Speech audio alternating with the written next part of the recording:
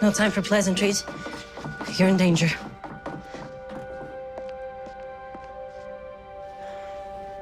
NCIS bombshells, shocking revelations, major returns, and a game-changing break ahead. The world of NCIS is buzzing with jaw-dropping twists and surprises. Co-creator David J. North sheds light on the chilling backstory of the killer responsible for Leroy Gibbs' family tragedy, and it's more twisted than anyone expected. But that's not all. Fans of Tony and Ziva are in for a treat as Michael Weatherly drops a massive hint about Tali's role in the highly anticipated NCIS spin-off. Meanwhile, Season 22 is about to go on an extended break, leaving fans anxious about what's next, but there's good news. Get ready for NCIS Sydney Season 2 with these 8 crucial details you must know before it hits the screen. This explosive mix of mystery, suspense, and major character arcs is guaranteed to leave fans craving every update. Don't miss a second of it. Hey, lovely viewers, welcome to our channel Shows Update. Thanks for watching this videos. Please hit the subscribe button and give this video a thumbs up. NCIS co-creator David J. North breaks down killer who murdered Leroy Gibbs' family. NCIS Origins tackled. Character Leroy Jethro Gibbs, Austin Stoll, act of revenge on the cartel leader who murdered his wife and child. In the show's 9th episode, named Vivo o Muerto, Leroy's haunting heartache was exposed as he's been dealing with the pain of his family's murder from the beginning of the series, as well as contending with the fact that he shot the killer dead before becoming a part of Mike Frank's, Kyle Schmid, NIS team. Flashbacks of Leroy murdering Pedro Hernandez were first shown in NCIS 3rd season. The prequel series NCIS Origins delved back into Leroy's tough past with his family's killer in the latest episode. NCIS fans emotional as Season 22 pays tribute to David McCallum's Ducky Mallard. NCIS fans' minds blown over connection to Prince Harry and the late Queen. We built a lot of the season around this moment, NCIS Origins co-creator David J. North revealed to the Wrap. Once Mike showed him that folder, we really wanted to show that Gibbs didn't just magically end up in Mexico and killed Hernandez. This was a painstaking process for Gibbs. Expand article logo. Continue reading. Michael Weatherly's take on Tali in the upcoming NCIS Tony and Ziva spin-off. NCIS Tony and Ziva is the latest addition to the NCIS crime franchise, bringing back Michael Weatherly as Tony DiNozzo and Cote de Pablo as Ziva David for a fresh storyline. No doubt, this is the spin-off that millions of fans have been eagerly waiting for since both stars left the main drama over a decade ago. Fans will get the chance to see them again alongside their daughter, Tali. The production of the first installment of NCIS Tony and Ziva is set to kick off sometime this summer. Meanwhile, Michael Weatherly and Cote de Pablo have been teasing some details about the central plot of the long-running crime franchise's spin-off. Let's not forget that Tony DiNozzo went through a lot during the 10 years he believed Ziva David was dead. However, he wasn't the only one facing that tough situation, as Tali, their daughter, also had to grow up without her mother, thinking she was gone. Weatherly's character took on the challenge of raising the little one alone, which has turned into a peculiar issue that the Tony and Ziva spin-off will need to address. While Michael Weatherly and Cote de Pablo will reprise their roles for NCIS Tony and Ziva, the actress for Tali in the upcoming drama hasn't been cast yet. It's clear that she will be a key character in the spin-off story, as much of the plot will revolve around the young girl and her trust in her parents. Michael Weatherly and Cote de Pablo return to continue their character's story in the NCIS Tony and Ziva spin-off. The production of the first installment of NCIS Tony and Ziva is set to kick off sometime this summer. Meanwhile, Michael Weatherly and Cote de Pablo have been teasing some details about the central plot of the long-running crime franchise's spin-off. Let's not forget that Tony DiNozzo went through a lot during the 10 years he believed Ziva David was dead. However, he wasn't the only one facing that tough situation, as Tolly, their daughter, also had to grow up without her mother, thinking she was gone. Weatherlys' character took on the challenge of raising the little one alone, which has turned into a peculiar issue that the Tony and Ziva spin-off will need to address.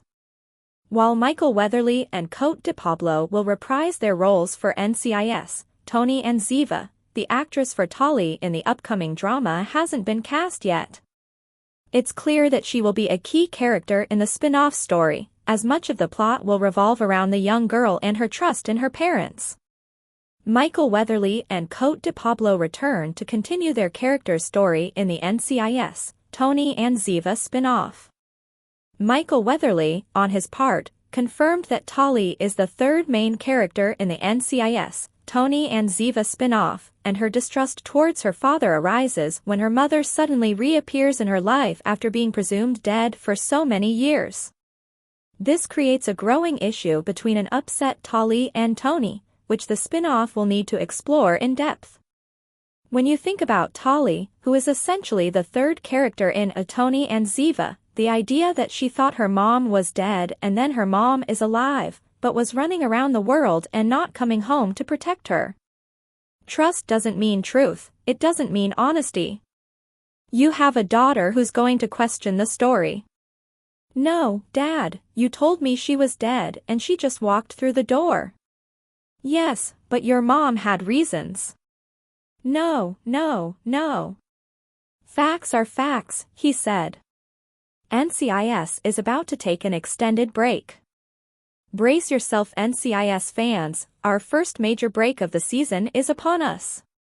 Since kicking off its season on October 14th, NCIS Season 22 has aired without much interruption at all, with just one break in the season thus far this season. However, that's all about to change as CBS's longest-running drama is about to take what will be its longest break so far this season. On December 16th, CBS will air the fall finale, which will serve not only as the show's final episode of 2024 but the show's last new episode for over a month.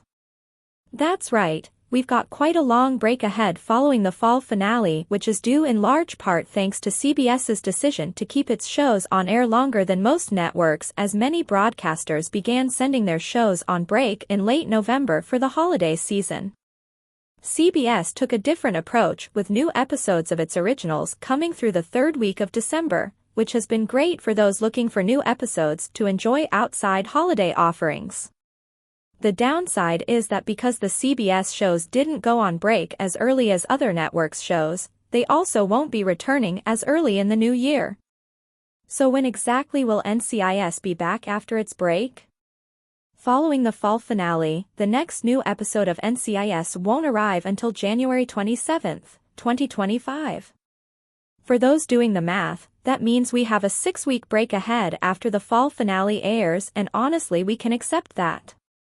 T's been nice getting more episodes of NCIS in the fall before its winter break, and CBS's scheduling choice has helped to give fans some scripted originals to enjoy while other networks handed their schedules over to holiday programming.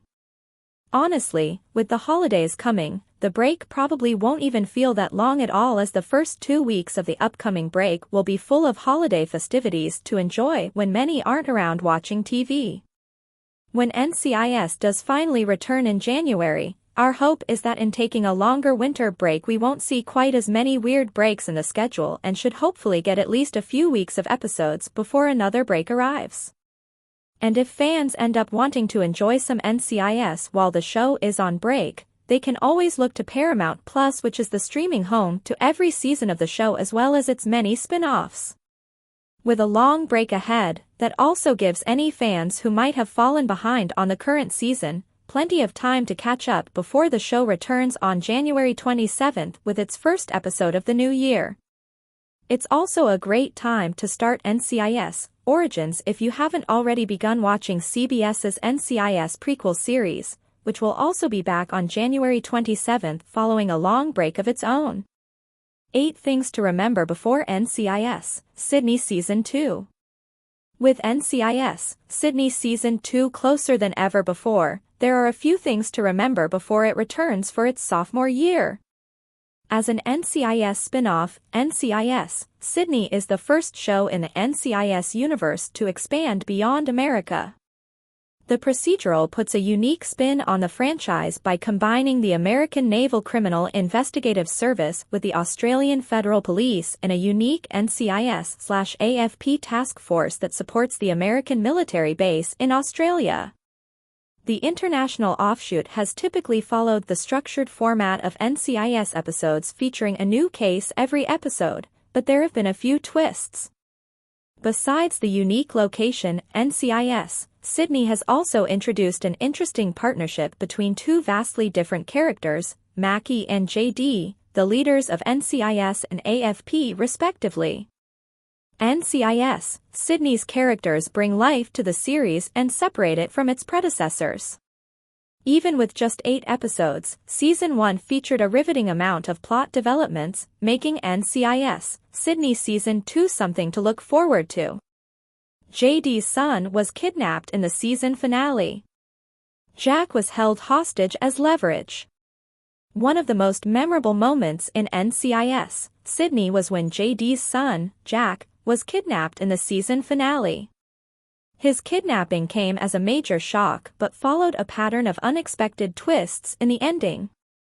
Jack was kidnapped by international criminal Yaroslav, who wanted to exchange Jack for Anonymous, his colleague who was being held for questioning by NCIS. The unfortunate kidnapping happened at Jack's birthday party while JD was still at work. While the superior officers of the NCIS/AFP task force forbid the team to exchange Anna for Jack, the team was able to work around their demands and sneak Anna out in hopes of bringing Jack back to his family. Fortunately, JD and Jack were reunited in the emotional finale, both physically unharmed. Saving Jack's life gave JD a stronger appreciation for his family, and Season 2 will likely show him as a more involved parent after the harrowing incident. Rankin was tied to the kidnapping in the season finale. Rankin's involvement was revealed in a cliffhanger ending. The NCIS/AFP task force's boss, Richard Rankin, Lewis Fitzgerald, has consistently been a bit of an antagonist to the team, but nothing could have prepared them for the shocking reveal that Rankin was connected to Jack's kidnapping. In the final moments of the series finale, after Anna killed Yaroslav, Anna tossed Jack Yaroslav's phone and told him to phone a friend to ask for help. When Jack called the only number on Yaroslav's phone, Rankin's phone started ringing at NCIS/AFP headquarters.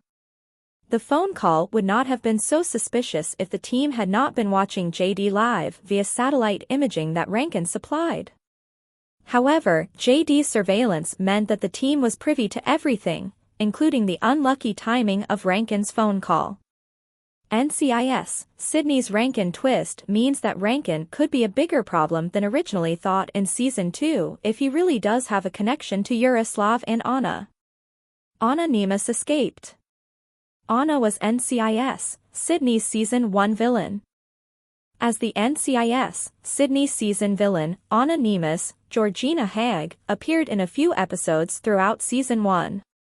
However, her masterful skills and adaptability meant that the team was only able to catch her near the finale. Anna's ability to elude the team is also partially credited to the fact that her name is likely an alias, as the team has very little information on her, and she has gone by several different names, including Monica Rowe. After several attempts, the team was finally able to catch Anna when she was posing as a pregnant woman who was losing oxygen along with half of the NCIS, Sydney team in Episode 7. However, the team's celebration was short-lived as, shortly after, Yaroslav arranged an exchange for her by kidnapping Jack. Anna's escape in the season finale means that Anna could still come back in Season 2. Even though Anna is a villain with a heart, she is still an antagonist who has shown no remorse for her actions, making any return of hers worrying. Roy's wife is in a long-term care home. Roy was forced to open up about his personal life. Roy Eros Penrose is a man of few words, but Episode 5 forced Roy to reveal personal information about his family life. In NCIS, Sydney's Doggiasino Day afternoon, Roy revealed that his wife had dementia and was living in a long-term care home. While being held hostage in a dog cafe, Roy gets a call from his wife. His captor, a young girl who was in way over her head, allowed Roy to speak with her. Unfortunately, that meant the whole NCIS/AFP task force also listened in on his private phone call. Before that moment, no one on the team knew about Roy's wife. The task force is still new, so it makes sense that the team does not know all about each other's personal lives yet, but Roy's disinterest in sharing information about himself could also be a way to protect himself emotionally. However, even in Season 1, Roy's character growth was noticeable. Throughout the season, he started to let Blue in and even asked her at one point to drive him to visit his wife. Eevee has a past as an undercover narcotics officer. Eevee's past makes her a complex character. Eevee's past was the central focus in NCIS, Sydney Episode 6, Extraction. When Eevee recognized a deceased man wearing a U.S. Navy jacket, she knew that her old partner from her days as an undercover narcotics officer would need help. She slipped away from the NCIS/AFP team to return to her old cover, hoping to keep her involvement a secret.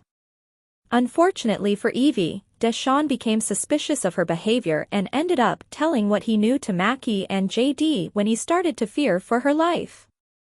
In the end, all was well again, but the episode did give a close look into Eevee's former career.